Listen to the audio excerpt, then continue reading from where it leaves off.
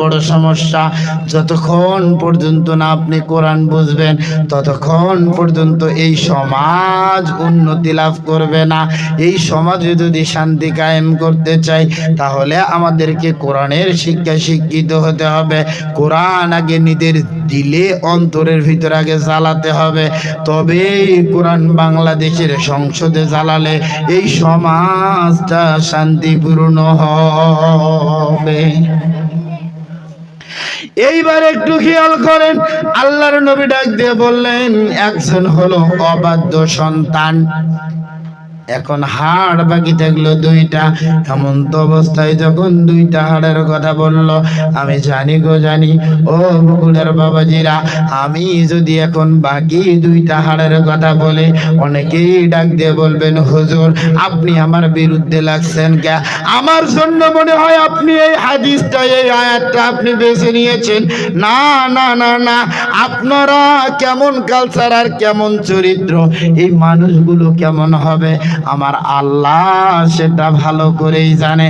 যেহেতু আল্লাহ আমাকে আপনাকে বানিয়েছে, এই মানুষগুলো আল্লাহকে ভুলে কোন কাজে কোন পথে চলতে পারে আল্লাহ সেটা ভালো করে জানে।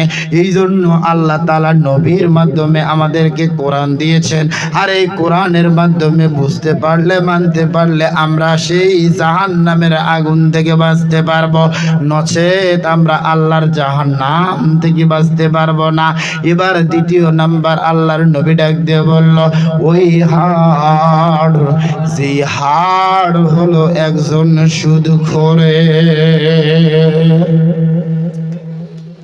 পৃথিবীতে যত গুনাহ আছে, যত অন্যায় আছে, সমস্ত গুনার চাইতে সবচাইতে বড় পাপ, সবচাইতে বড় গুনাহ হলো সুদ খাওয়া।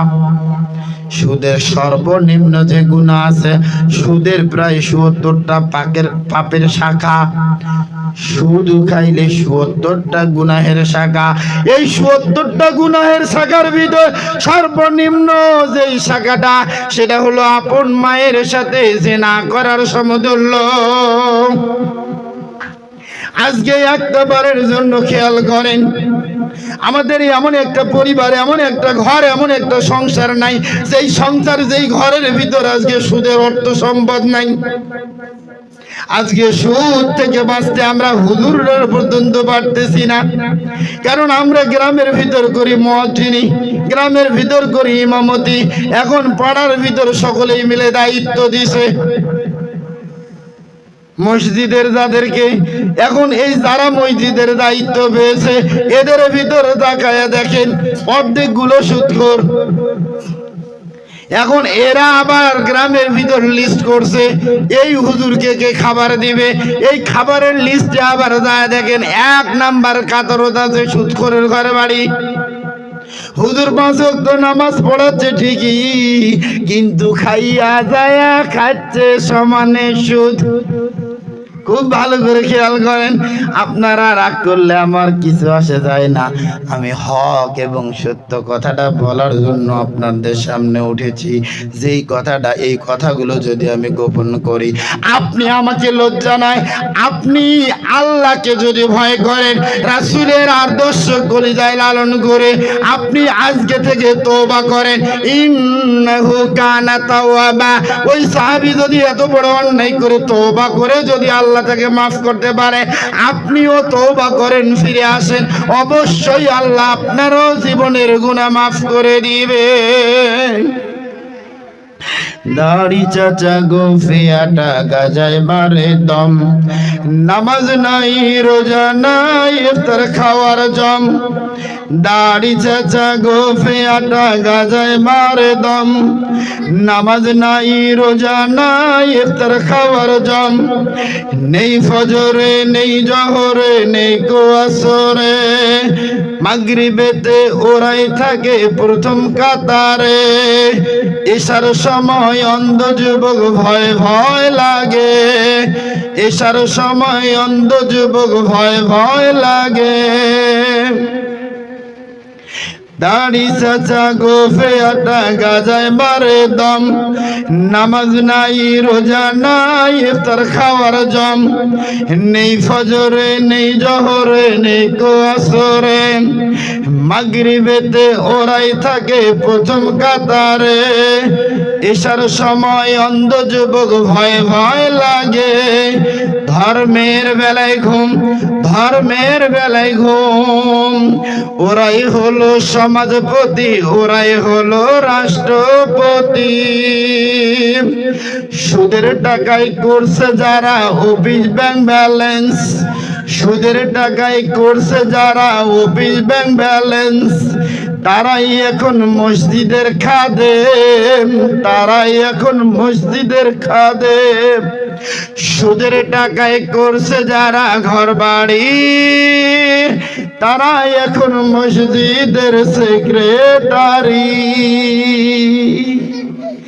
নবীর সুন্নতের নাইকো তাদের নাইকো হাদিস জানা, নবীর সুন্নতের নাইকো তাদের নাইকো হাদিস জানা, তবু ওরা মাসআলা দেয় মুফতি মাওলানা, তবু ওরা মাসআলা দেয় মুফতি মাওলানা।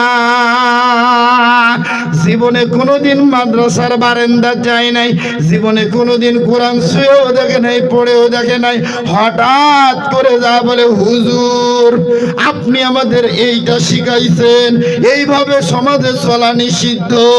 আমি আজকে শুনছি অমুক হুজুরের কাছে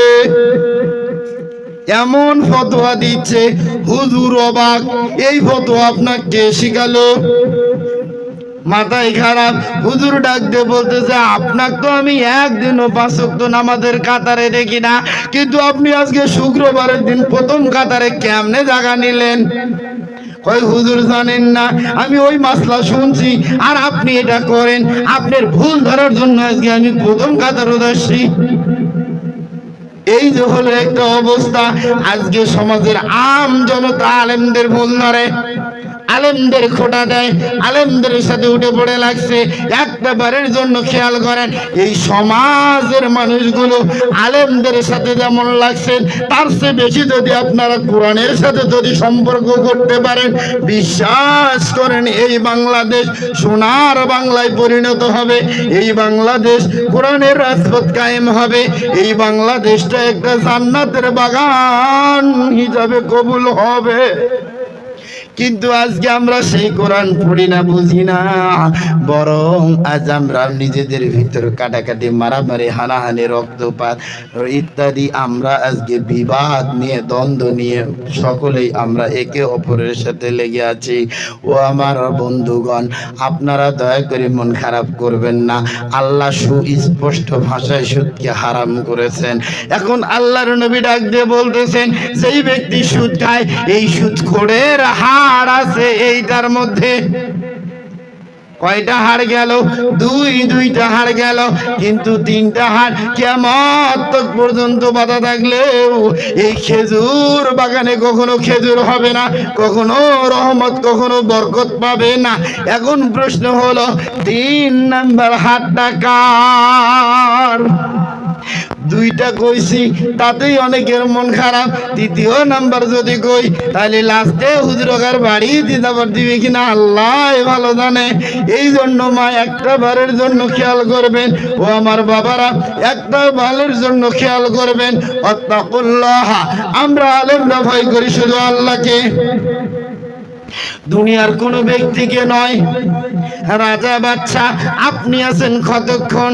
যতক্ষণ পর্যন্ত আমার আল্লাহ আপনাকে সম্মান দিবে আপনি থাকবেন ততক্ষণ। আল্লাহ যখন সম্মান দিবে না তখন জুতা পিটা করে, তাড়া না করে বাংলাদেশ থেকে ইন্ডিয়ার মতো জায়গায় পালিয়েও জায়গা পাবেন না। তার প্রমাণ আমরা ইতিপূর্বে দেখেছি। এই জন্য বলতেছি একটা বারের জন্য খেয়াল করেন। অনেক সময় কিছু ব্যক্তিকে জিজ্ঞেস করবেন, ভাই আপনি কি এইটা জানেন আমাদের সমাজের ভিতরে একটা সব চাইতে একটা খারাপ গুণ আছে, সেইটা হলো অন্যের ত্রুটি ধরা, অন্যের দোষ ধরা। আমরা অন্যের উপর আঙ্গুল তুলি, তুমি খারাপ,